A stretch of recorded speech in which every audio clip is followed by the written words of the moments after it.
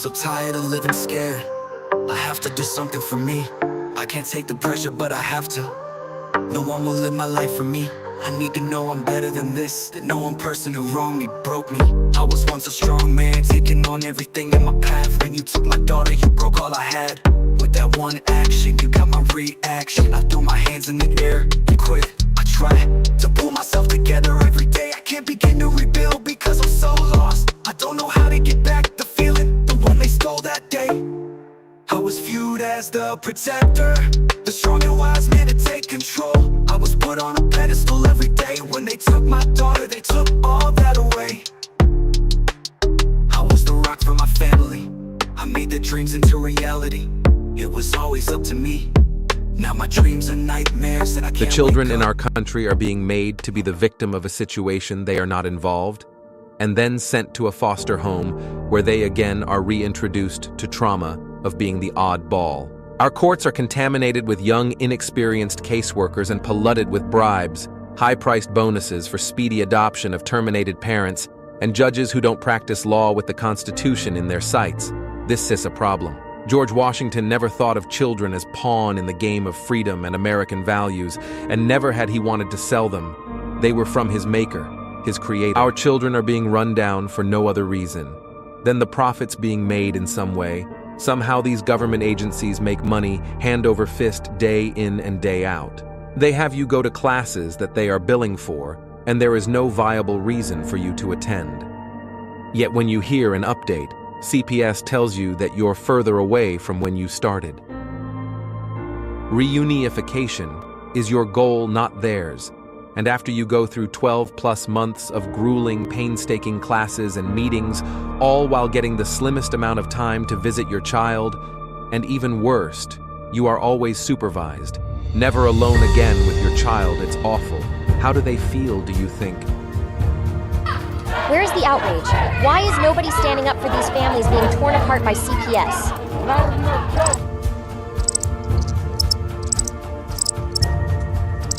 Please don't tell me you're going to put all your bets on this superhero. You grown-ups are supposed to be coming to his rescue. Stop ignoring this problem. There is nothing more I can say to any of you. Please fight CPS and help those who have lost so much they can help themselves.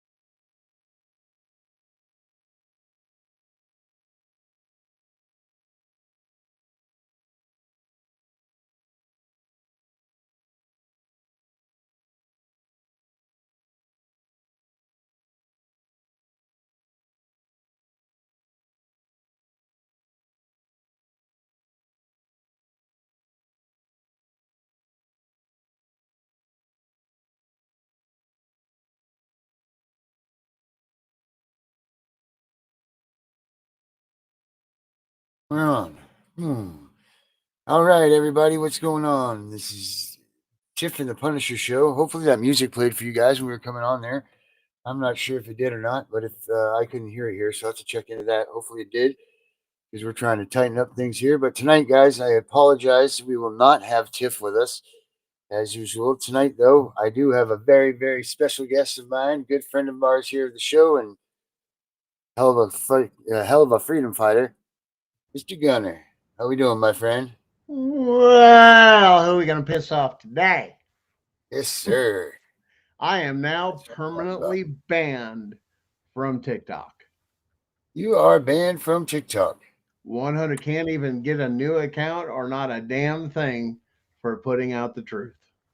Are you serious? They've absolutely 100% taken email you out. today. I am now You are gone. No from TikTok. the TikTok platform for misinformation. Wow. Wow. I didn't even think that was a real thing, buddy. To be perfectly honest. It is. The question is now, you realize this adds to our federal lawsuit, because once it's proved in a court of law that it's not, and then you were removed, that's a lawsuit. Defamation of character. Yeah. So will it fall under those guidelines of defamation of character, even though it was verifiable and everything else. I mean, that was the thing. I just got the answer back from the appeal process, and I'm like, listen, this is published, well-known information.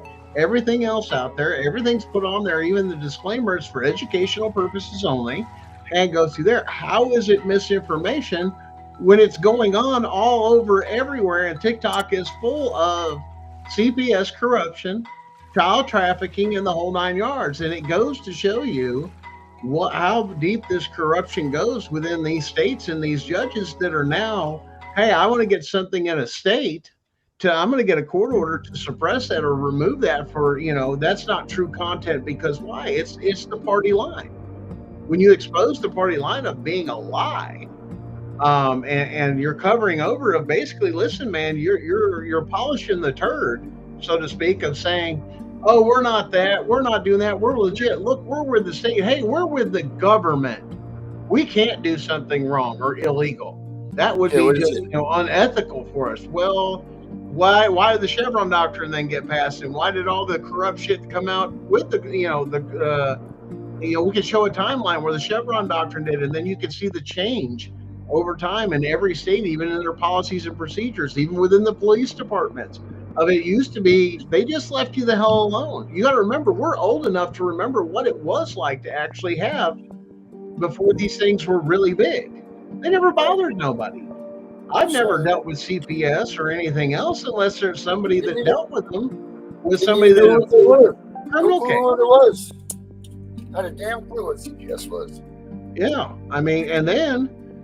you want to go through something, let's have a conversation, and I'll prove it in a court of law that you have policies and procedures and codes in every single state that are unconstitutional. With this new administration and everything else, the exposure of it is we need to be demanding from our state people, as we the people, as we are the government, to hold our elected and appointed officials and actors accountable that are representing us in our state government, of saying, whoa, wait a minute. So the people coming in, we elect, the thing that needs to be coming out of their mouth is lining back up with the Constitution and going over all of our laws, policies, and procedure to make sure that they're constitutional. And they go through case law. Why this is not done, why the states have been lazy and negligent. This is a word that we're going to throw around. That's a legal term, negligence. To not do what they're supposed to do, which is respect the Constitution and the supremacy clause of the Constitution when they write these codes, policies, and procedures. That is the ultimate law of the land, that this is not up for discussion. The fact that we have organizations and people out there challenging the Constitution of these inalienable God-given rights is disgusting. You got to understand, that's a sense of evil if you've got to question that. And this is how far CPS goes, to where they had to go before the SCOTUS, the Supreme Court panel, to argue Why can't we hire actors, paid actors, to go into court? Why? Because they understand their role. We are only government actors. That's where it comes down to, is we're just actors or representatives. That's not who we are. So when you have that terminology, you realize that there is an actors guild union in California. I just want to read this right here. Okay, tell me if you know what this is. Congress shall make no law respecting an establishment of religion, or prohibiting the free exercise thereof, or abridging the freedom of speech, or of the press, or the right of the people peaceably to assemble, and to petition the government for a redress of grievances. That's the First Amendment of the United States Constitution. Well, why would they want you to know your constitutional rights, Darren? Right. That means they couldn't get away with their shit. If every person out there was educated, truly educated, on what your rights were, do you think you would be getting away with it? Let me read this again. To petition the government for a redress of grievances. That means it is not only your right to speak out against the government, it is your moral duty to do so as a citizen of the United States. If you see that your government is doing wrong, to call them out on it. This is not your First Amendment right. It is your duty as a citizen of the United States of America. And we're being punished for doing what our First Amendment not only allows us to do, but it demands it of us. Can you believe that? I absolutely believe it. I believe that the biggest issue everybody else has, though, is we're worried about gross domestic product and how we look to other countries, because we're standing on a world stage and we don't want to look bad. So we want to have money, and when we don't have something to really trade other than labor units, which is why you have a social security card, because your labor is now profitable. It's tradable. It's guaranteeing that, which is why the Industrial Revolution had both good and bad sides, because now you had an ability or an option to say these are commodities for a business or a corporation. And that's the way you're looked at by the courts, especially in these state courts. Why? Because the only thing they deal with is codes and statutes. All codes, statutes, regulations, and everything else is for government only. In other words, it's for those that serve. It's their guidelines that they shouldn't break, is what that's talking about. And it doesn't apply. It's for government only. Why? It doesn't apply to the people. And it gave the reason why. Because it lacks due process. In anything in a state court, there's no due process. They're not doing it right. If it was due process, then you would make sure the questions that needed to be asked in the jurisdiction it would ask, it needs to get there. But why are the lower courts holding on to it? Because they want a sense of power when they have absolutely none. Why? Because they're all subservient to the federal courts and to the Constitution.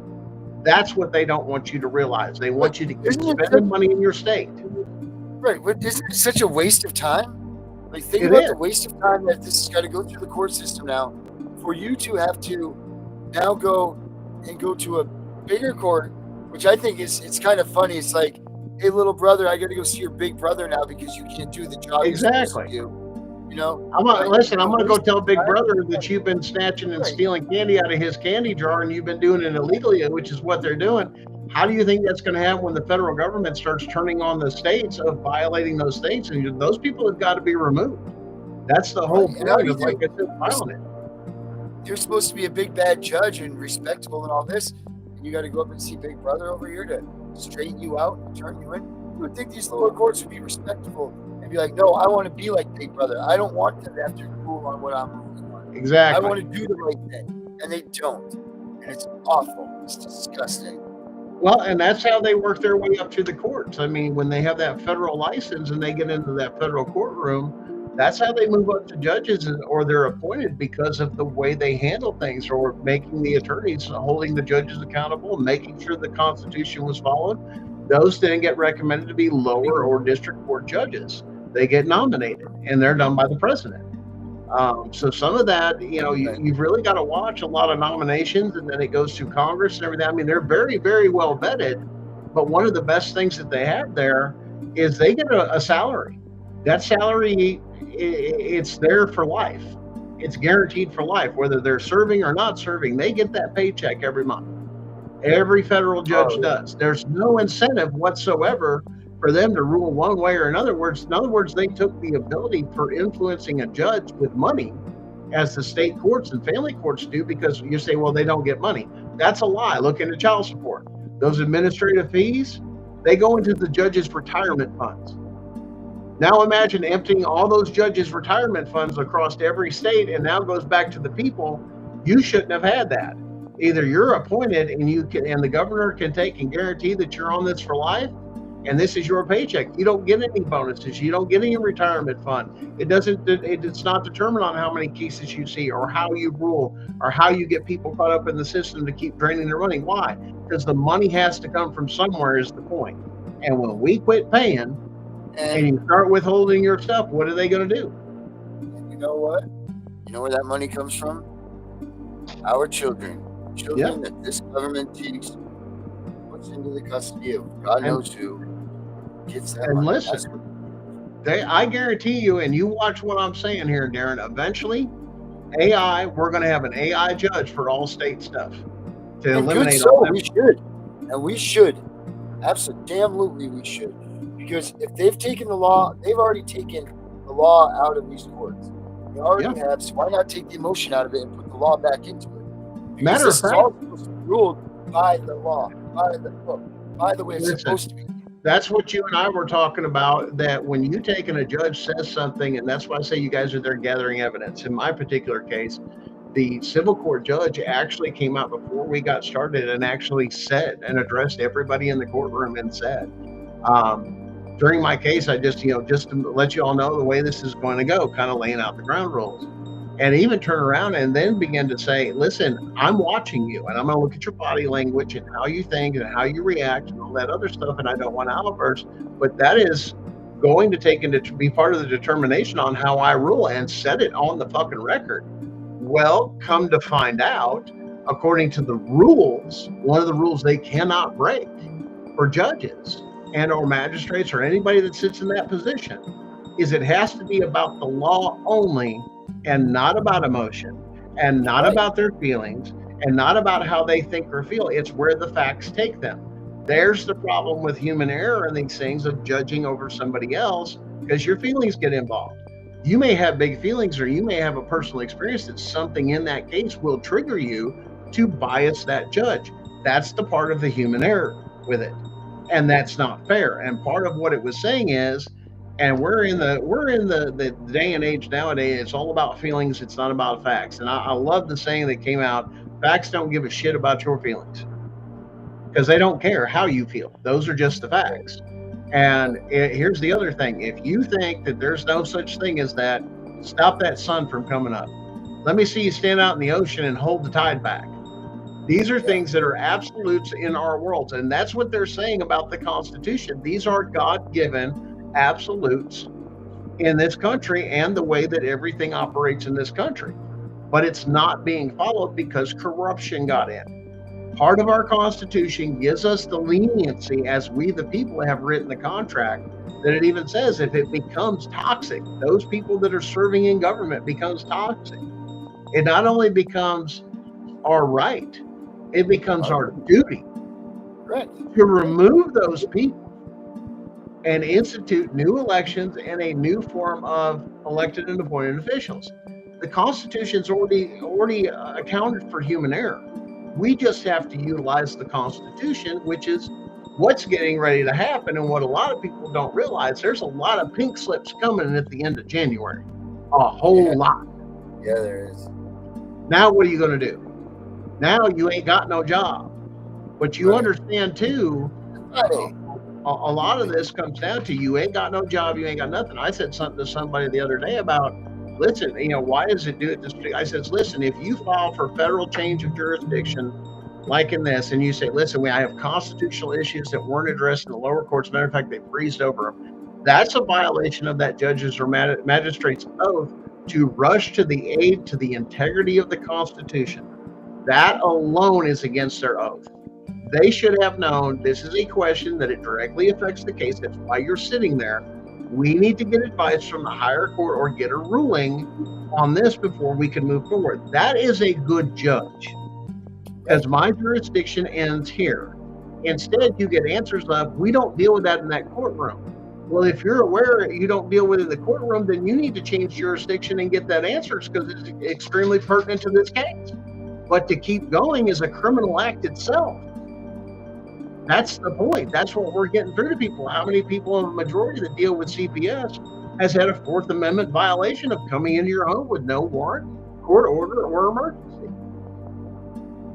I mean, that's the biggest thing. And then the biggest thing I think that they wanted to do, like I said, we needed to probably schedule a show for that, and we'll talk about it briefly here, is case law.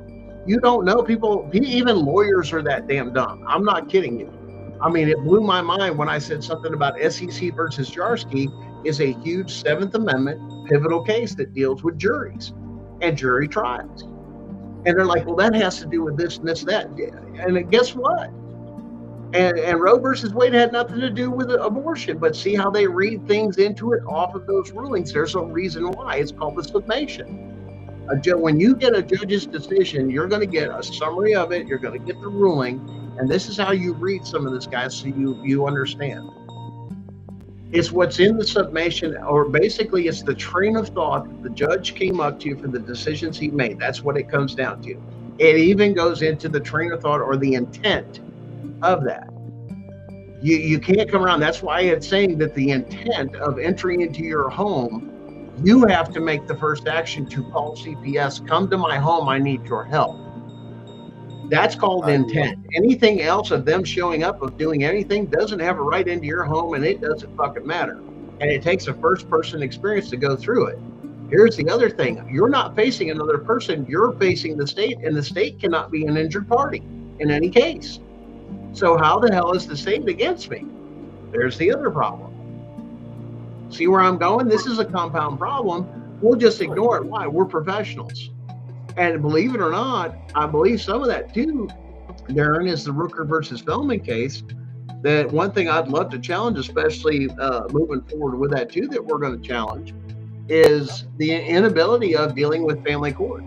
Why does the Constitution not apply to family courts? Because that's the way it's being used in the family courts, or not deferring to the federal courts on federal decisions. You're allowing this infrastructure, or this thing with the evidence we have, to commit constitutional crimes and getting paid by the state, using state and federal tax funds to do these acts of criminal activity and felonies. So now what are you going to do? And there's going to be a lot of people, well, we're here to help children. Well, guess what? You're going to prison for helping those children the way you did by coming into the house. There's, regardless of whether or not you knew it and you did it willingly, or you didn't realize you were committing it, does not negate your obligation for the crimes you've committed. I don't give a shit how much you cry, whine. I was just doing my job. That court ain't going to care. Right. You broke the Constitution. You broke the law, the real law. State don't have laws, codes and statutes. Because if the Constitution is the Supreme Court of the land, if you look at your state's Constitution, they all defer to it. That the Constitution is it. If that's true, how are you able to do any of the things you're doing? Because we've allowed it. Right. We haven't used everything in our arsenal, such as, yes, we're doing that for, we're doing it through the court system, we're doing it through that, but the ultimate thing, if it's happening in the midst of doing things and you're in the right, you got to stand up for what's right. And if sometimes that means, that's what the Second Amendment's for.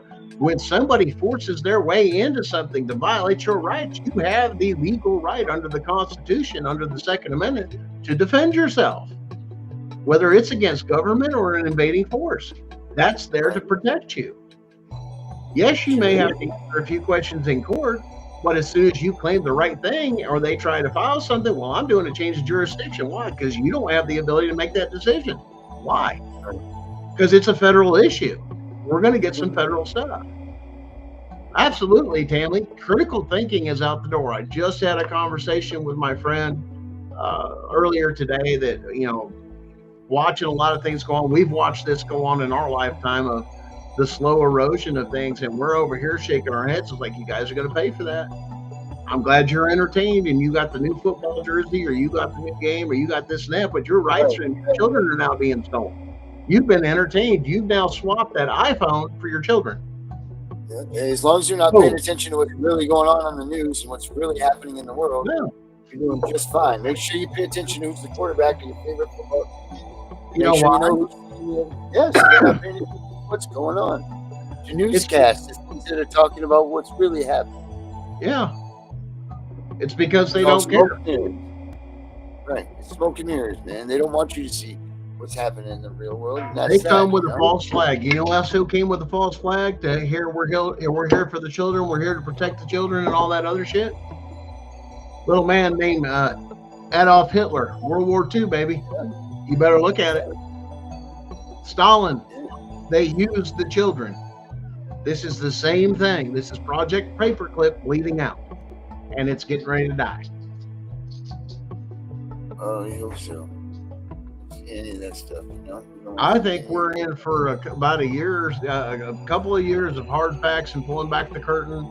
And like they were saying, there's a lot of stuff that the FBI was redacting, over 50% of it that even testified before Congress. We're over redacting things, you know. We're not giving information unless it's true national security. The people have a right to the information, and they've been hiding it. You know, it's pretty. This is I'm looking up here to see what's going on here. But you know who the Dropkick Murphys are, right? Refresh my memory. So they're from Boston. But they do, you know, Irish music, you know, Dropkick Murphys, you know, Irish shakes, all that good stuff. They did that song "Shipping Up to Boston" and all of that stuff. Yeah. Well, check this out. They did this song called "The State of Massachusetts." Okay. Now this song was done, Jesus Almighty. Let me see how long ago here. 16 years ago. Okay. Now I'm just gonna play just a little clip of this because I want you guys to hear. Now this is people in high places at that point in time, with people that spread their message and their words 16 years ago, right? Trying to get the word out there about. They're not talking about the state of Massachusetts. They're talking about the state of Massachusetts. But I want you guys to listen to this, and I bet you've all heard this song. But you've never listened to it in the way that you're about to hear it. So hold on 1 second. Check this out. Do you want to learn how we took a brand new company to 1.3 million in ARR in just 90 days, and how we did it with absolutely. Well, there's your commercial. It's 16 years ago, man. 16 years ago. Dropkick Murphys are out there complaining about the system of Massachusetts, one of the biggest bands of all times, and still to this day, same things are happening. Same things. Mm-hmm. So maybe it is going to take artificial intelligence to come in and start ruling this way, or just going to take time. It's not going to take time. It is time for everybody to step it up a little bit in their pursuit of what needs to be done to handle this. Why are we still? We spend more time, especially with lawyers and everything. I mean, you're going through law school. How much time do you spend on federal or constitutional law or federal law or half the other things when you start getting into your own states? You know, testing for your state license type things and everything else. You spend more time dealing with those particular things. You have 1 or 2 classes that are on federal. For most of these attorneys, even they go through one constitutional class 1, right? But the rest of it's on the depth of policies, procedures, contract law, this law, that law, all that stuff. Yeah, absolutely. Yeah. But isn't that funny? The basis of our legal system is the Constitution. Well, that's why there's a big divide between the idea of attorneys was to spend more time dealing with commerce or commercial law. That's why it is what it is, because it's corporate law. That's why it's so large. But once again, corporate lawyers should have no business involved applying corporation law or corporation procedures or policies, corporation ones. that are unconstitutional. That's still the rule of thumb. Even though you're a business, your policies and procedures can't be unconstitutional. In other words, yeah, you can still make those contracts, but that's like taking out a contract to put a hit on somebody. It's still a contract. It's just, it's not going to be dealt with in court if it doesn't come through, type thing. So that's why a lot of that stuff's backroom and this and that, but they're still considered contracts. Money or items exchange hands, whatever it may be. Which, when you realize you're supplying children, and here was another. I went down another rabbit hole, Darren, and this one just, it's hard to swallow.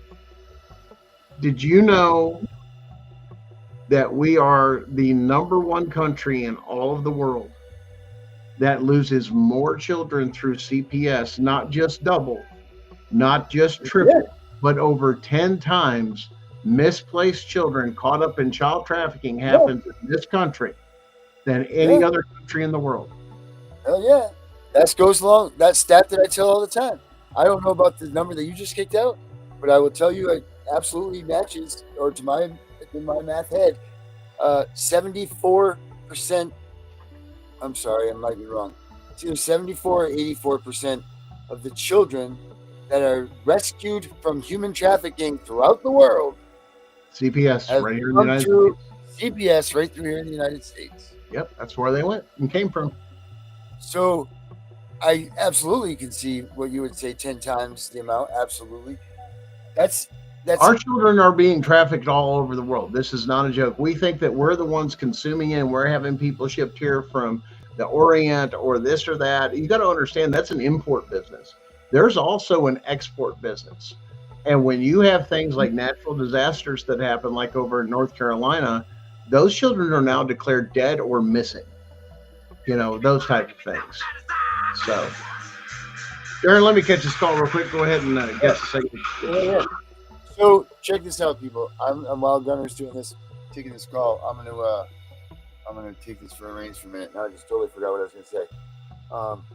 So yeah, I got a little homework for all of you guys out there that are watching. Right, what I want you to do is, if you guys think that this is BS or whatever, I challenge you always, as I always do, look up the information yourselves, find it yourselves, because we're not lying, we're not spreading misinformation, we're not spreading any of that.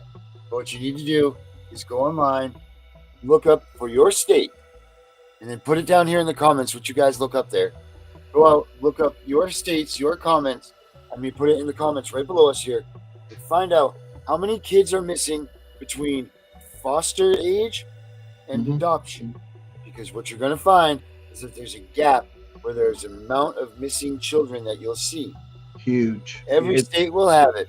So from the amount of children from foster care to adoption, go ahead and look right on your state websites. It'll all be right there for you.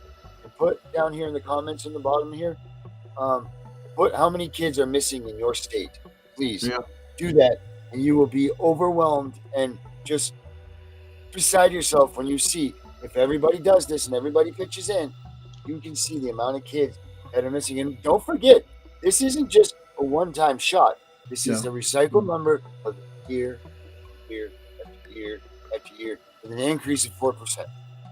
Now listen, it's not just about now let's make something clear. It's not just about things of sexual deviance for these children. Okay, you're looking at organ harvesting.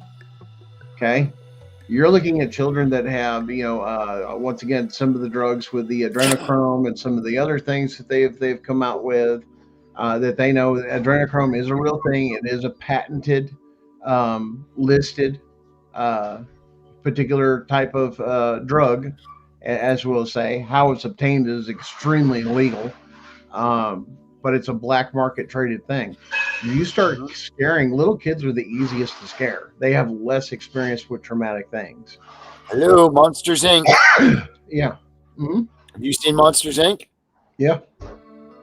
How do they power up the city? With fear. Screams of the little kids. Screams. That's what it's all about, is scaring these kids, boxing them up. My boy says in South Carolina they have 28,886 so far missing in their state. Man. But wait a minute. Aren't you the ones that are there to protect the children? Where the fuck are the children, motherfucker? And why are we not holding them accountable?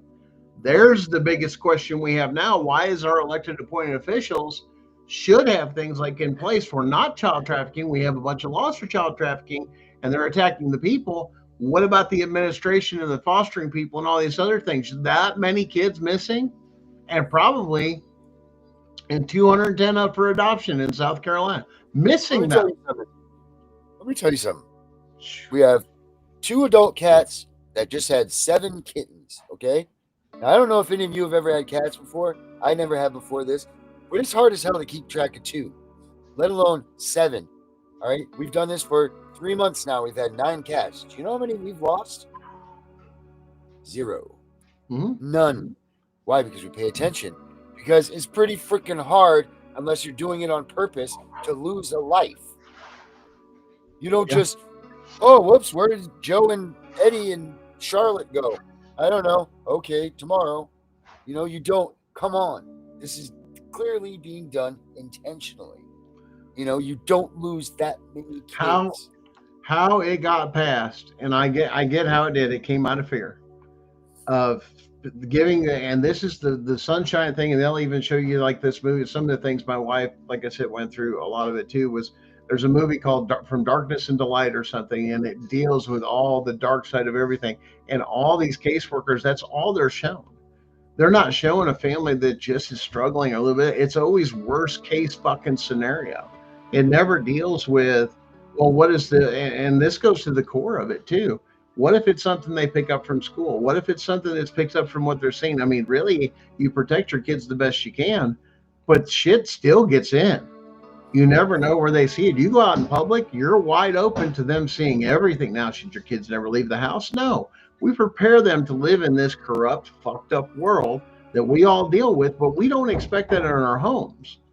You know, we try to protect it in our home. It's supposed to be our safe place, and it's not our safe place anymore. Why? Because now they say they have the right to come into your safe place, your home, and cause chaos to the most sacred thing you have, is marriage, family, and children, and everything else. What gives you the right to come in? Well, I'm from the government, and I don't feel that you're doing things the right way. The very essence of that is unconstitutional. You heard what Darren read earlier. These are my freedoms of speech. These are my freedoms to this. I have a right to live.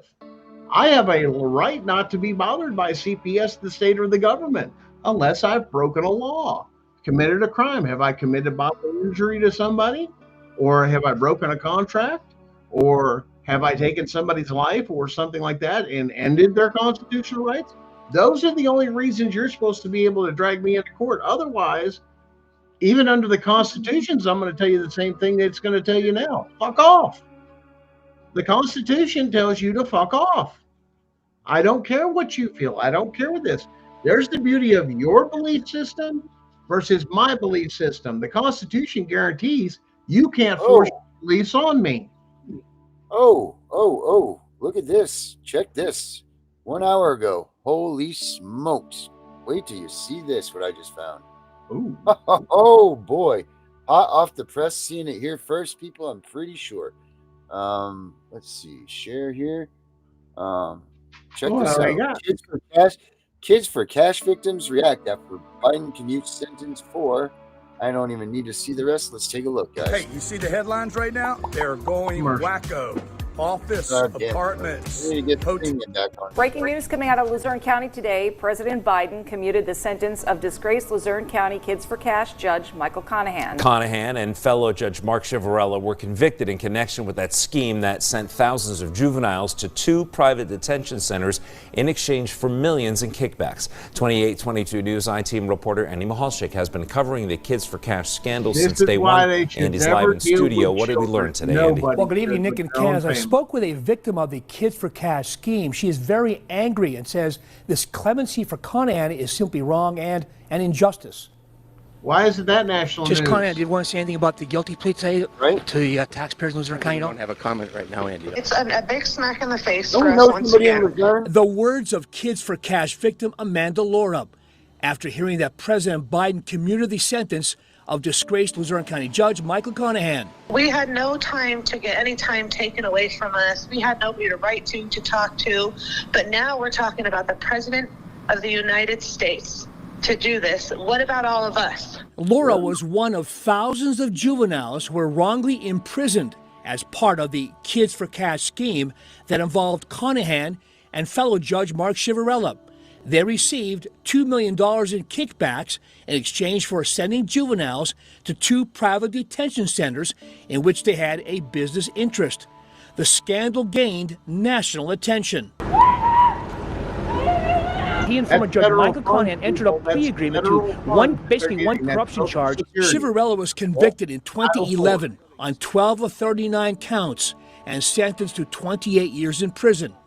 In 2010, Conahan pled guilty to 1 count of racketeering conspiracy and was sentenced to 17.5 years in prison.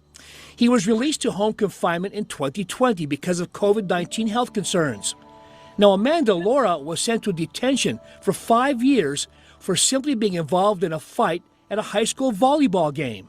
So he wants to talk about with Conahan and everybody else, but what is Joe Biden doing for all of these kids that absolutely got nothing and almost no justice from this whole thing that happened? So it's nothing for us, but it seems that Conahan's just getting a slap on the wrist every which way he possibly could, still today. The White House released a statement on the commutation for nonviolent offenders, which read in part, these commutation recipients who were placed on home confinement during the COVID pandemic have successfully reintegrated into their families and communities and have shown that they deserve a second chance. Wow. But Laura says she and other juveniles were never given a second chance. Yeah. There's never going to be any closure for us, Andy. Nope. There's never going to be, somehow, some way, these 2 men are always going to pop up.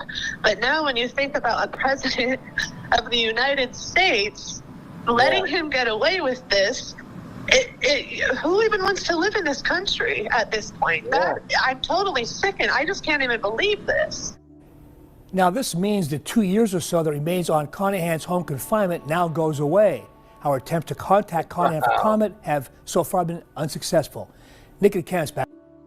So, I got the perfect, I can't believe this, but if anybody wants to tell me any more that I'm wrong and my shirt's right here, hold on a minute. Oh man, I don't have it right here. Hold on 1 second, let me pull it up. Continue on with this. I have a shirt that fits this perfect, and everybody always tells me I'm going too extreme. I'm too much on this one. But if this just don't say it right here, hold on, give me 1 second. I gotta remember where the hell I have it. Wow. All because they want a new boat, a bigger house, fancier cars, a bigger thing in society. This is what your children are being sold for. Shit. Shit. Yeah. Basically, it's all shit. They're trading this because the value of a human life means less to them than anything else. Why don't you turn the tables and do the same thing to their own fucking children and see how this motherfucker likes it? Oh, of course he got comfortable back at his home and he wants another chance. You just gave him his fucking freedom after being incarcerated. Of course he's going to I don't want to go back. Yeah, what are these poor little kids that never ever again will have their feelings that that right there shows you that the White House itself is directly connected with child trafficking. 100%. You can't convince me otherwise. Why? You wouldn't pardon somebody that was making millions. Well, nobody was injured directly. He was just now there's a set of rules for you and a set of rules. Yeah, they're fine. Right. There's fine for them, right? No one was injured in their situation, which none of our children that were taken from us were ever injured either, right? Why can't we use that for us? Why can't we apply that to our findings? No one was ever injured, so we don't deserve. Maybe we can. Maybe this is a help to us. Yeah. Maybe this is. Maybe this is a like a diamond in disguise here. Maybe we can go back and somehow everything goes with, and this is what I try to tell everybody. Everything is perspective. When you go into a room, nobody knows anything. They may have a little foreshadowing, anything else. It's a perspective.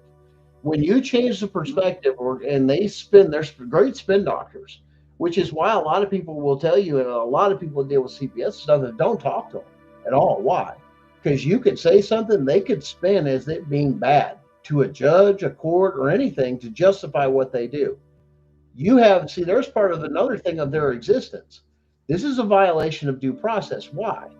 Because I have a right to remain silent and not give you any information whatsoever. Let me tell you something too. That applies to your kids. Where's their Fifth Amendment that was violated when you questioned them without an attorney? You realize you violated that child's constitutional rights when you took them in to a forensic interview without an attorney being present for that child. That is a criminal act. That's a violation of due process for those children. And you'll notice what he was involved in was something similar to that. Either, the detention center that was privately functioned and everything else, getting government fucking money and all this other stuff. These things don't need to exist. Okay. If you don't have a religion that goes with it and you can stick with it because there's a lot of religious principles and things, that's your particular choice. But once again, if you don't have one, leave these fucking kids alone. And the biggest here I want you. You're causing more problems, both short-term CPS, with what they do, both short-term and long-term, the amount of damage that's being done. And the only question you can turn around and you have to show them, well, I'm not doing this and I'm not doing that. And your caseworkers are on there, well, I'm not doing things to harm children. Actually, when you violated our constitutional rights, not only did you harm me, you harmed my children and you violated their rights. So no, actually, you did a felony when you're out here searching for something that it's not even a felony. You're committing felonies to try and steal my children, is basically what it comes down to under federal law. And that's what's happening. You can't legally do it under the color of law, fruit from a poisonous tree. As soon as you enter my home illegally, that was your first act or encounter, your whole case goes away. Because you take it to a federal jurisdiction and go, Your Honor, I didn't let them in. They didn't have a warrant or anything else. And we're getting ready to find out within our particular thing that we're working on, Darren. We're going to get that answer from a federal judge, aren't we? Damn right we are. Damn right we are. We're going to find out if it comes down to he said, she said, which is what they'll do. They'll say, well, she gave me permission to come in, or he gave me permission to come in. And that person saying, I never gave permission, nor did I sign my rights away. You realize also when you go, you're interrogated on a criminal side, you still have rights the same way as civil. So if you're going to waive your right to an attorney, you have to have so many witnesses there, and you have to sign away your rights to do so, to talk to the police. You have to sign your rights away. It's a form of legal documentation. They can say, a lot of them say with modern technology, all I have to do is record you saying it. Some places allow that. But the point is you're not. You violated my rights. I'm going to shut up. I'm going to sit down. I don't have to defend myself. Why? Because it's up to the state or whatever to determine, it's their job to build the case. But the problem is, which is a conflict of interest, you have employees of the state that are both judges and or DAs or anything else. You both work for the same thing. That's a conflict of interest. That judge or whatever is not impartial. Why? Their paycheck comes from the county or the state. They're subject to it, which is why the federal does it right. And this is your lifetime. It doesn't go up. It doesn't go down. You still get, no matter how you decide your cases or anything else that's before you, doesn't affect your paycheck. That doesn't happen on a state level. It's all profit. If you go to criminal court, they get money off of it through Social Security. They drain you. You go into an incarceration, which is privately, most of the time it's privately owned. And what do you mean privately owned? I mean other corporations own it. Your local sheriff's department and some of the other stuff, they got a Dun & Bradstreet number. They're a business. And let me explain to you how this children end up there. So, you got terminated. Your rights were terminated as a parent, right? You have no connection to your child any longer. You don't know where they are, who they're with, what's going on. Your child to you is gone. And that's that. Now this child goes into a short-term foster care living facility. Now they end up sending their child to some family out in Midwest Idaho, where the family takes them for 2 weeks and doesn't like them, then ships your child to somewhere else. At this point now, the people that had the best interests of this child in mind, meaning you, their parents, have no clue where in the world this child is, nor does anybody else. No. So how do you know that this child is missing? You don't. Your child is now stuck up in some establishment somewhere or with some sort of other system. There's no accountability. Once those children get taken from us as parents, there is no longer any accountability or overseers for these children to make sure that they're okay. You don't know. The only people that would know if they were missing are us, and we have not a damn clue. And this is our government doing this to the children. This is our own government doing this to our children. Because, and here's why, because they would much rather have a cushy ass job inside with big money, not sweating, not doing this, not breaking their hands, not doing any physical fucking labor to go out there, that it's above them to do this shit to earn an honest fucking living, which is why most blue collar people can't stand those type of people, because you won't get your damn hands dirty. Right. And that's the best you can do. That's lazy. As a matter of fact, it's, if anything, it's emasculation itself not to do something, you know, that's paperwork and everything else almost in some aspects in some societies. Wow, you're going to sit around and not do nothing, play the fat cat, point fingers of here and there and think you have control or this, that. No, you hold people accountable. And the preventative maintenance shit that they're doing of we're trying to prevent something, we're trying to prevent it. Well, then strengthen the families. That's not your thing. The idea is to destroy the families, but they put it on paper like they're there. Well, we're here to help. We're here to help the families. We're here to do this. Then why can't you follow the Constitution? Why don't you keep the family together if you're here to support? And it's supposed to on paper, and the way it looks and the way they put themselves out to the public. That's what they do. They save children from bad situations or this and that they deem illegible or anything else of this and that. Oh, I'm sorry. Do we live in a socialist society? Because in America, I can choose to live as poor as I want. Matter of fact, I can make a choice as an adult to go live on the fucking streets and not be part of your society. Mm-hmm. And you can't hold me accountable. There's no law saying that I have to. There's no law saying I have to have a job. There's no law saying I have to this or this or that. So long as I'm not hurting anybody, killing anybody, inflicting bodily harm on anybody or anybody's property, you got no right to fucking deal with me, because I'm not engaged in anything commercial. Therefore, your jurisdiction stops with all of that. But you won't leave these damn people alone, and you're not giving them help. You know how many people are? I mean, just look at California alone. You could see when the money ran out, and they let all the people out of the sanitariums, and clear those out and put them out on the street. Why? Because it's warm there. You can live outdoors year round, and it's not considered detrimental. Now they're loose on the street all over California. You can't walk on the amount of crazy. Portland was doing the same thing. I mean, come on, there's parts of California, they'll just drop their pants and poop in the middle of the damn street. You think you were in Haiti. I mean, and you wonder where society is. Why? Because we're spending the money on the wrong way, and your ideologies of how you're attacking these things or doing these things are not helping.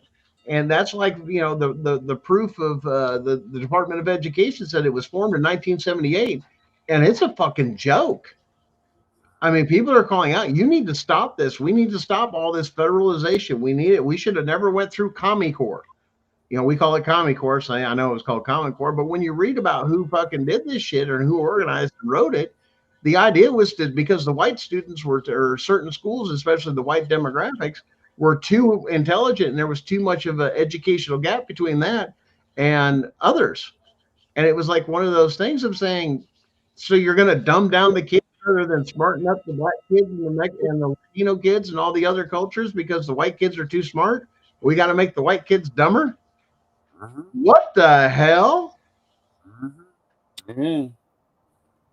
I mean, this is just too much, man. People from other countries, they're not being fostered, ma'am. As soon as you cross the international line or outside our borders, that is international child trafficking, Miss Brenda. Mm-hmm. Yeah, let alone if they're in another country, that's illegal as fuck. One, they're an American citizen. I'm sorry, especially if they were born here, they have rights, and as soon as they ship them outside the country, that's a violation of actually every part of them being a citizen.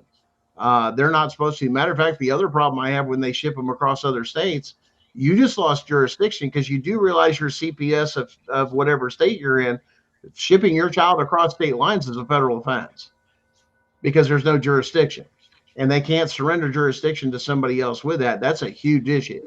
If the state can't compensate for it or have the thing, we're not doing it. And that's why they want to nationalize this program so they can kick your kids all over the place, which is why they're working on that national database that I've been talking about, because they want to do it. If I have things here, how hard is it to see your children or even maintain a relationship when they put them in foster care over false charges and a bunch of other stuff and then take your children and ship them across from the East Coast to the West Coast? Are you going to go see your children every Tuesday? They're going to put it on the court record that you have the option to go do that, but you don't live there. And if you live there, then the jurisdiction changed, with your court cases back here. They're doing so much illegal shit, it's not even funny. And the problem is the higher ups are just turning a blind eye because they're like, our hands are tied because we've had 40 years worth of fuck ups and other things and shit we knew wasn't right with a lot of people.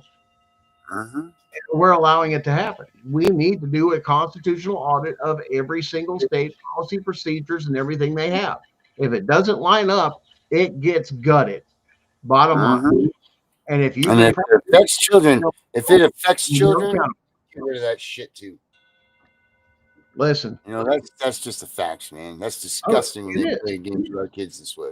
Well, here's the thing. If you have a deprivation of rights under the color of law, constitutional rights, let alone in enforcement with children, and we're pushing it to that level, is what we're doing, is we're asking for them to come in and hold these people on this thing and to include them with child trafficking charges.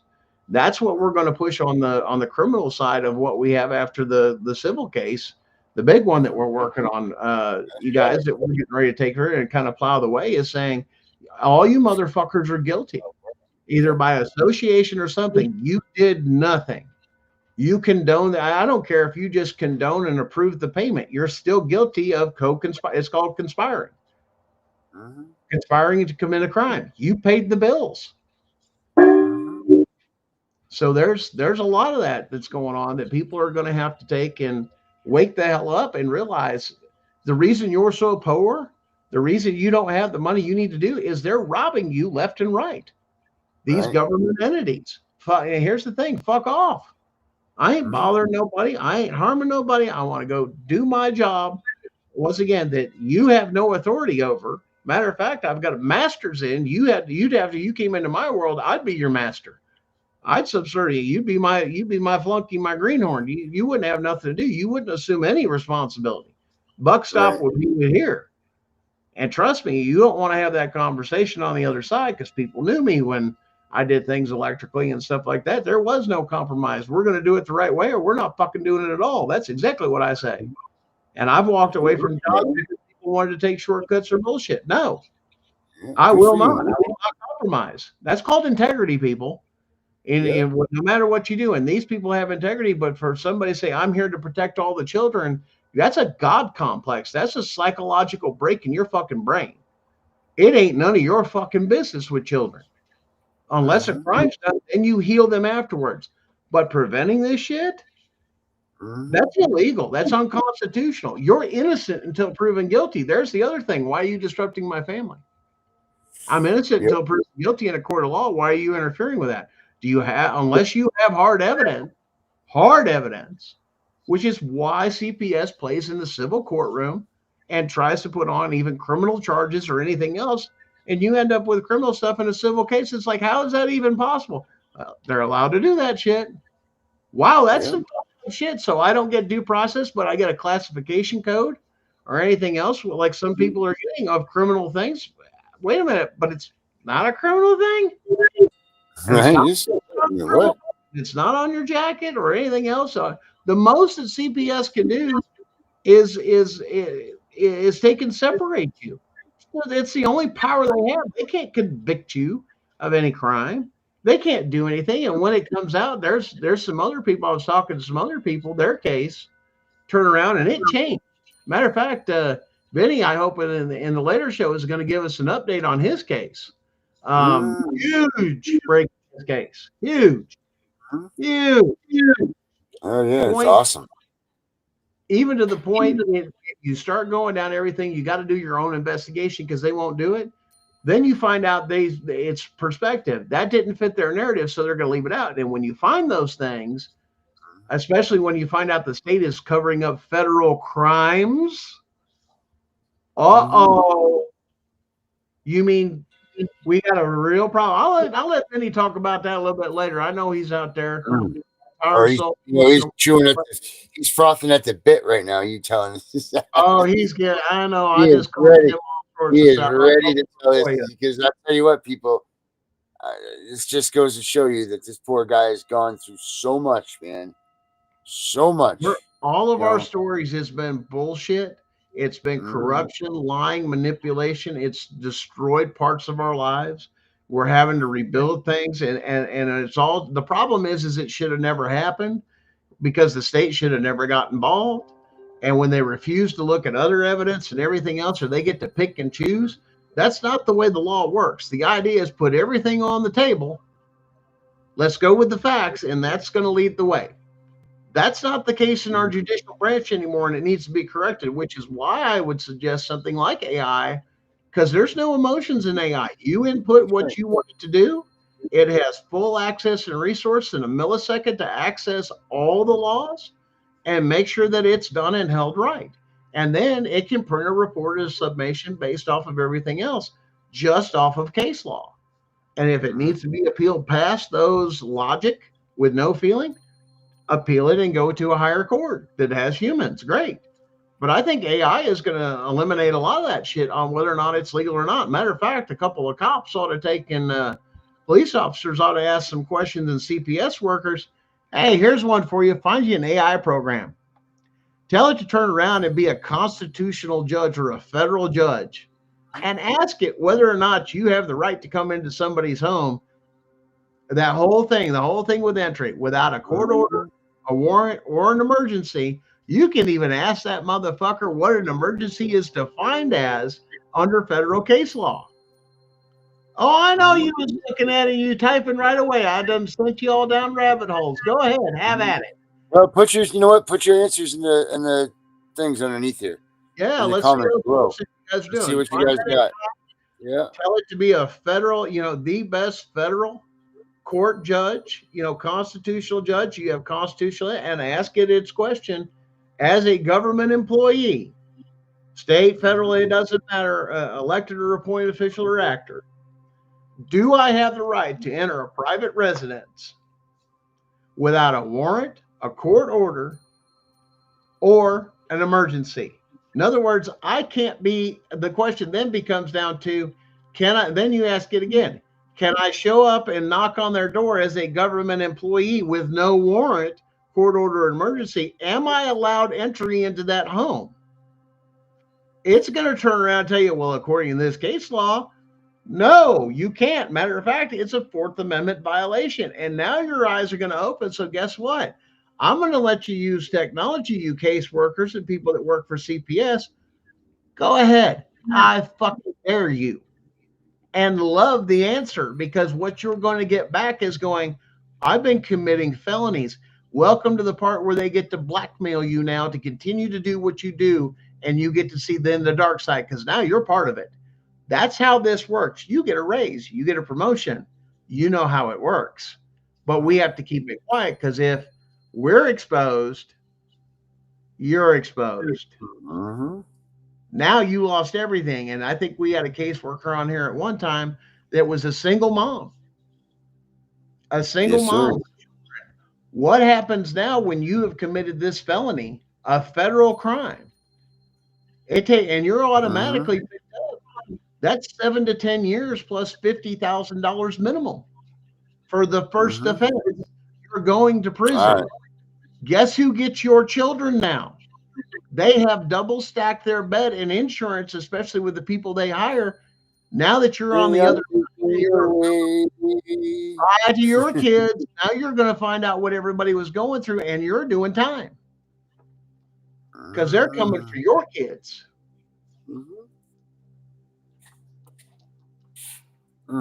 Man, I'll tell you. I will freaking tell you.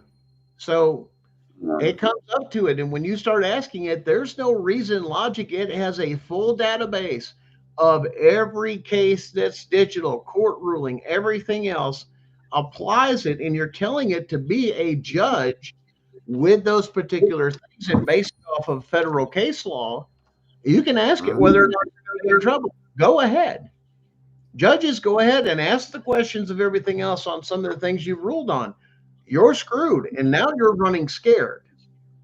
You're running scared because now you have an answer. And you can even ask it based as if it won't come up like that, ask it, say, AI, I want you to be a licensed in the state of so-and-so and have a license for the state of this and federal license to practice law. You can turn around and have it take and write up your court cases and help you with motions and all sorts of other things with this. But you can ask it flat out, and it don't care about your fucking feelings. It's going to look at the case law. It's going to look at the justification for it, and it's going to pull up what logic says with no feelings. And you're going to find out that's law. Law doesn't have feelings. It's never supposed to. We're never supposed to pass a law based on our feelings. That's why the whole Chevron thing is so important, because it's supposed to be, the courts are supposed to rule by the law, not by the recommendations or the feelings of other things. It's supposed to be based solely on facts, the law. And if you don't have case law, well, then you're going to create case law. And you know what that means for that judge? More fucking homework to do your fucking job. I'm going to render my decision later. Let me go back and look at all this. Yeah, or they're going to sit there and say, oh, wow, look I get to be the judge that leads the way in this case. Like, we're going to be in our stuff that we're doing. Oh, there's a lot of judges that set precedents. And a lot of the federal judges back up federal judges. Very, very seldom, unless it's blatant, the SCOTUS overturn a thing. And you better have one hell of a fucking argument and bulletproof. Yeah, so you're going to see a lot of case law here in the next little bit, and they're doing it now. They're flipping cases left and right, like SEC versus Jarsky. All those cases now they're flipping, overturned. No, this is what it is. Now we're filing this case. Why? Chevron was overturned. That led to SEC versus Jarsky. Huge case for the 7th Amendment. Other cases that are coming out left and right. I mean, even using some of the other one, Marbury versus Madison. Quite a few of those other cases that are out there that they're using these things of saying, guys, this is already well-established case law. Why didn't we follow the case law? It's because they believe they were professionals, and under the Chevron doctrine, they didn't have to. Well, that's when you had to learn to argue, which is why Rooker versus Feldman is going to fall, because of Rooker versus Feldman, under that case law, you're allowing criminal activity to go on. That's why that case will get overturned. That's the evidence we're going to bring right up against you. Your Honor, we'd like to challenge it as well, that particular ruling. If they want to have it, we want to challenge it. Why? Because of that protection that court case is given, or that particular, obstacle you have to overcome, constitutional rights are being violated. And they're doing it blatantly, and here's the proof. That's what we're coming after CPS with. You're done. And the FBI and the DOJ already have it. They're just waiting on us, me especially, to file your civil case. Because now they're watching. And that's what we're working on, because it's so, and Darren will tell you, it's so multi-level, this big case. It's not nothing you just write something up real fast and put out there. You have to cover all bases, quote as much federal case law as you can, expose as much as you can, and the idea is evidence. It's not what you think in a court, it's what you can prove. That's right. What you know is what you can prove. Oh, Brenda. I can this, and that's where we go publicly of saying some things. Our mouths have not been put in check to run our mouths about checking the facts. And we go spreading what's called the scuttlebutt or rumors or bullshit. You can actually be held in a court of law liable civilly for defamation of character. And there's two different terms that I can't think of. One of them is written, the other one is spoken. When it comes to that defamation suit, there's multifaceted. One is print, the other is verbal and overheard. So if you had somebody say something in your case, like somebody that misrepresented themselves, told a lie, a flat out lie, and there's no evidence to support it, it should have never made it into court. That's called defamation of character. And you can hold people accountable for that. It doesn't matter if, some people say, well, I've had family members lie on me and this, that. Well, good, get the evidence. And you hold them accountable, because giving false information to any state employee or court official is considered a felony in that state. It doesn't matter. So if you're giving federal things and you get caught up in your case, and finally you get cleared, you make sure you go after those people that accuse you of that shit, and you press the criminal charges on them, both state and federal. Hold them fucking accountable, because now you're looking at conspiracy. That's the one thing that the FBI wants is RICO. 2 or more people collaborating together to cause you harm. That's called a RICO case. Well, once again, those local courts don't. That's why I said you can file it. You can file it with your state. You can ask for a change of venue in your state. You can go to any other court in the state if you give a change of venue. If you feel like there's more justice in another county, you can move it to another county because of what they're not doing. Now, that's where you would go with if you wanted to do a change of jurisdiction, you would do your writ that you would have the federal take and look it over, basically similar to what you could have happen in a change of jurisdiction, is writ of review. You ask them to come back on, roger that, man. A writ of review means the federal judge looks over your case on any federal things for it. You should be doing that instead of review. You should have had that done with a change of jurisdiction in your court case. That's where trial and error happens. And if you don't know how the system works, that's how you get to it. But you need that change of jurisdiction because you have federal questions or constitutional questions. That court doesn't have jurisdiction to answer them, and they're not supposed to breeze over them. You're not. Matter of fact, it was that judge's responsibility, as well as everybody in that courtroom, to defend the Constitution and go, whoa, we need to stop, even if it's family court.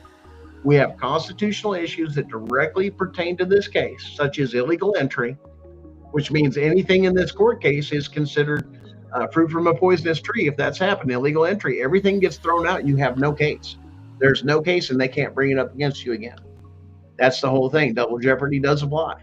They could come back at it with new evidence or something else with it or something like that, and that goes both ways. So if you have a case that's 10, 15 years old and you find out all these things happen to you, that's why those federal case laws are considered retroactive. Even if it happened 20, 30 years ago, you can still go back and sue. You can still go back and sue if you were a child involved in child trafficking or taken from your parents, or CPS got into stuff because you found out it was lies later. And they just turn around, well, we made a mistake. No, you take them to fucking court and hold them accountable for their errors. That's why. Because then they'll think fucking twice before doing some of the shit they do. There's the problem. They haven't had enough cases going back at them.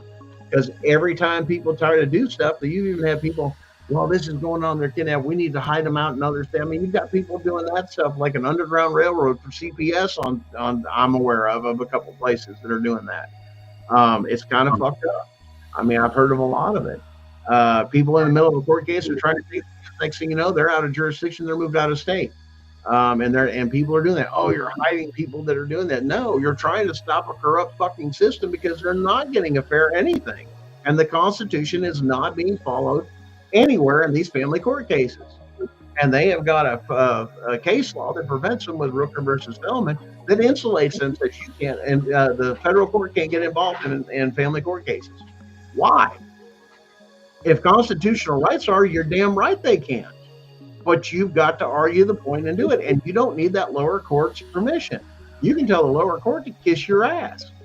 I'm changing jurisdiction based off of this. And if it's a constitutional issue, they can't argue they have jurisdiction over it. To do so, they're in big trouble, and they find out that federal judge finds out saying, well, I'll make that decision, or trying to roll over a federal judge. They'll put sanctions on them real fast. Federal judge will. Oh, no, you don't have jurisdiction, motherfucker. You can't ask that question. You can't answer that question. You're done. You're in the big boy plan. So that's why we had that conversation. You got to go get permission from Big Brother to do anything, and the state courts hate that. But that's the way it's designed to be. That's the way it was designed to be. But they don't do it. They don't even follow their own procedures. You got a constitution. We need to stop. We need to get a change of jurisdiction, and we all that opens it up. I've got questions. There are good judges will say, I've got questions for a federal judge that I don't have jurisdiction to ask. We need to do a change of venue, and we'll all put our questions together. That's a good judge trying to be fair. Plaintiff, defendant, you both need to have your questions ready that are dealing with nothing but federal or constitutional issues, and those questions need to do that. And I will take those. They're not recommendations; they're guidelines they're sending down. So. Well, guys, that we're kind of wrapping up on our show here. I hope you guys enjoyed everything. Check us out for the late show. You're gonna be there tonight, right, Gunner? Yeah, we're going to be rolling some things out tonight. Can you think of canoe? I don't know. Nice swimming. Hey, I wrote this prayer. I've been working on this for a couple of days. I'm gonna end this show with that prayer. You cool with that? Yeah, we're good. All right. If you're not religious and you don't want to hear it, you can go ahead and sign out. But if you want to, we're going to end it with this prayer right here. Hold on a second. Let me get this. We're going to exercise our constitutional rights. And Here's the thing. Here's your constitutional right to walk away or disconnect at this any time. And if you think you're hurting somebody's feelings, there's your first mistake, because it ain't hurting our feelings. Either you want it or not. There's your personal choice. Make your decision. Grow up. Be accountable. And there it comes down to it. Accountability. Hey, we can agree to disagree. No love lost, but we can agree on some things. That CPS is corrupt. It needs to come down. You got different methods to get the same thing. Perspective. Have at it, Darren. Let's wrap this up. All right. Ready? Holy and righteous God, you are the Lord of hosts, the judge of all the earth and the defender of the weak. You reign in justice and power, and your world declares, for I, the Lord, love justice. I hate robbery and wrongdoing. In my faithfulness, I will reward my people and make an everlasting covenant with them. Isaiah 61:8. Yet, Lord, we come before you grieving, anguished, and desperate, for we have witnessed in the devastation of families ripped apart by injustice. Father, we cry out to you for the parents whose hearts have been shattered, whose children have been taken from their arms. We cry for the little ones who wander lost in the system, their innocence crushed, their trust betrayed. We see the destruction wrought by corruption, selfish ambition, and apathy, and we know that your heart burns with righteous anger. Your word says, cursed is the one who withholds justice from the foreigner, the fatherless, or the widow. And we tremble before you, holy wrath. Lord, how long will you allow this suffering to continue? How long will the cries of the brokenhearted go unanswered? You see the injustice, the lies, and the abuse of power. You see the greed that prioritizes profit over the people. You see the oppression of the helpless. And you have declared, woe to those who make unjust laws, to those who issue oppressive decrees. Rise up, O God, and let your justice flow like a mighty river. But Lord, in your anger, remember mercy. We are broken people, sinful and prone to wander, yet we plead for your compassion. You have said, I take no pleasure in the death of the wicked, but rather that they turn from their ways and live. For those who have caused harm, whether through malice or negligence, bring them to the repentance. O Lord, break their hearts of stone and replace them with hearts of flesh. Open their eyes to the devastation they have caused and lead them to seek forgiveness and make things right. Father, we pray for the children, those who feel abandoned, unloved, and forgotten. You see their tears, you hear their cries, and you hold their pain in your hands. Your word declares, do not mistreat or oppress a foreigner, for you were foreigners in Egypt. Do not take advantage of the widow or the fatherless. If you do, they cry out to me, and I will certainly hear their cry. Hear their cries, O God. Be their refuge and shield, their protector and their comforter. Remind them that they are not forgotten, for you have engraved their names in the palms of your hand. We pray for the parents, Lord, who have been crushed under the weight of injustice. Some have been falsely accused, others powerless against a system too vast to fight. They are desperate, angry, and broken, yet you are the God who binds up the wounds of the brokenhearted. Draw near to them, Lord, restore their hope, restore their faith, and if this is within you, your will, restore their families. And Father, we pray for the system itself. Where there is corruption, expose it. Where there is indifference, replace it with compassion. Where there is bureaucracy and the value numbers over lives, bring transformation. Shake the foundation of these institutions, Lord, until they align with your heart for justice and mercy. You are the God who brings princes to naught and reduces the rulers of this world to nothing. Bring down every power that opposes your will and raise up those who will fight for the oppressed and defend the helpless. We also confess, Lord, our complicity. Too often we have turned a blind eye to the suffering around us. Too often we have remained silent in the face of injustice. Forgive us, O God, and stir us to action. Make us instruments of your peace, your justice, your mercy in a world that so desperately needs you.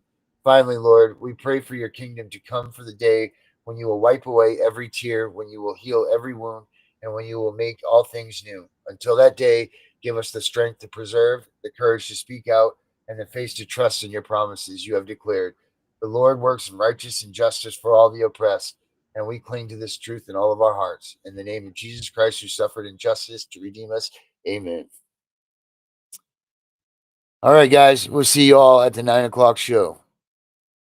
And that is only in 28 minutes. So until that moment, we will catch you all then. Gunner, I'll see you at 9 o'clock, buddy.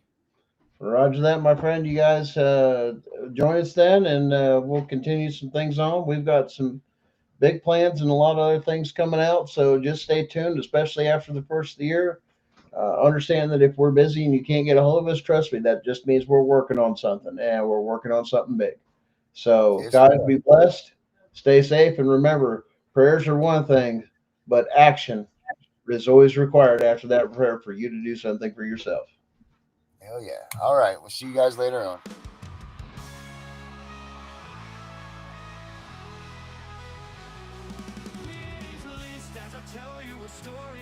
I'm sorry if it seems a bit boring, but these are stories of fathers whose lives are being destroyed way too early.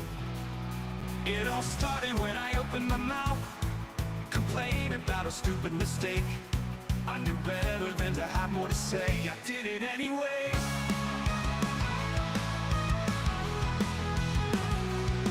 I'm a father and a husband. I'm no longer trusted. They have taken away the things I hold dear, making me realize my biggest fear.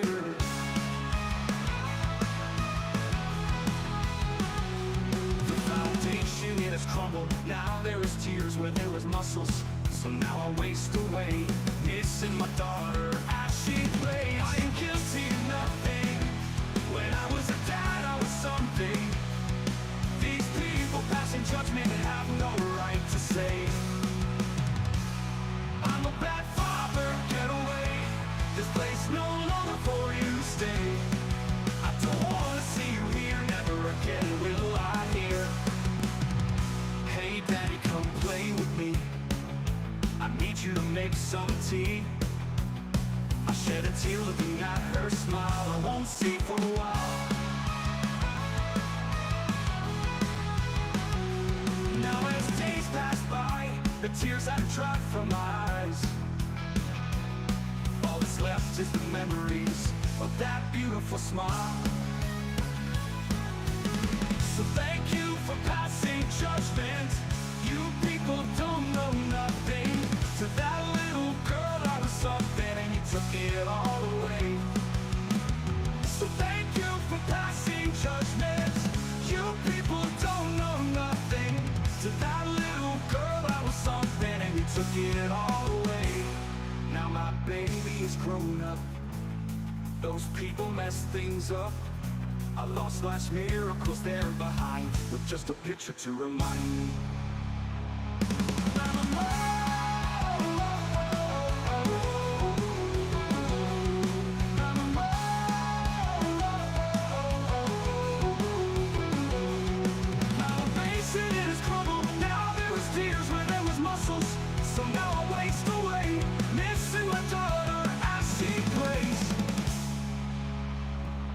Guilty of nothing.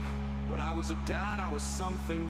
These people passing judgment and have no right to say I'm a bad father, get away. This place no longer for you to stay. I don't want to see you here, never again will I hear. Hey daddy, come play with me. I need you to make some tea. I shed a tear looking at her smile. I won't see for a while. Now Now as days pass by, the tears have dried from my eyes. All that's left is the memories of that beautiful smile. So thank you for passing judgment. You people don't know nothing. To that little girl I was something, and you took it all away. So thank you for passing judgment. You people don't know nothing. To that little girl I was something, and you took it all away. Now my baby is grown up. Those people messed things up. I lost life's miracles there behind, but just a picture to remind me. Oh, now my baby is grown up. Those people messed things up. I lost life's miracles. Imagine being a child who has been torn away from their security blanket, their parents, the ones who stopped the boogeyman from terrorizing the nights and curing their boo-boos when they scrape their knees. Now just imagine how they mightest feel when the CPS meant to protect them tears them away from their supposed abusers and places them with strangers who have zero comforting skills. They need to be calm. They are confused, lost, panicked, and needing their parents, but CPS took them away for the purpose of saving them. The kids don't even know why, and they are told that the parents they attach to no longer want them. What do you think that does? Do you think that this is how protecting children is supposed to look?